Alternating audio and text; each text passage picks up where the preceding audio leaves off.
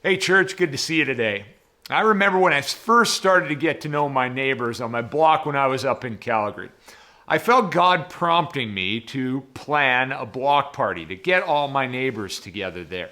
And of course, any block party needs to have food. It made a huge difference for people hanging out longer and enjoying themselves.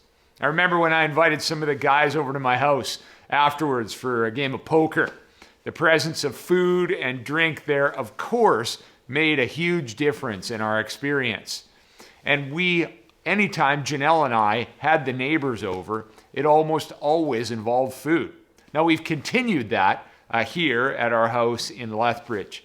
But I want you to know it's amazing as you go through the New Testament how many times food and drink are mentioned, and how the sharing of the gospel and the advancing of discipleship moves forward around food and drink and experiences together. I mean, look at Matthew chapter 9, when Jesus calls Matthew. It says in Matthew 9:9, as Jesus was walking along, he saw a man named Matthew sitting at his tax collector's booth. "Follow me and be my disciple," Jesus said to him. So Matthew got up and followed him. And in the very next verse it says, later, Matthew invited Jesus along with his disciples to his home as dinner guests, along with many tax collectors and other disreputable sinners. You see what happens here is people get together to share an experience. And it goes on to say that Jesus wanted to bring health through this. Jesus wanted to advance their discipleship through this. And it was done around a table as part of the experience. People come closer to Jesus when we experience things together. Now, it doesn't always have to be eating, thank goodness, because that's difficult right now. Sometimes it's fixing a car, sometimes it's shopping with someone else for a neighbor, sometimes it's serving together at the soup kitchen. Whatever experience it is, people are drawn together when they spend time together. It gives people common ground.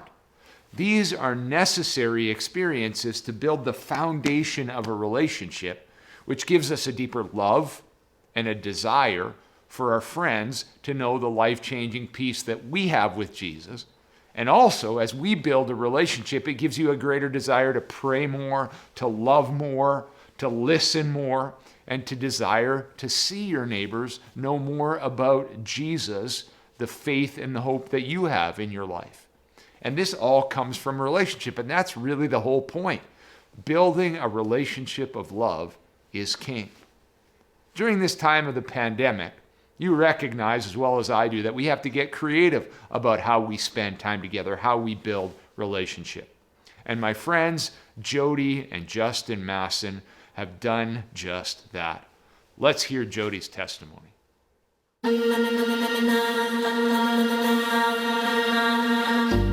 So Jody, this week we're talking about the importance of sharing experiences with other people in order to build relationship with them. And you are one of the most fun people that I know.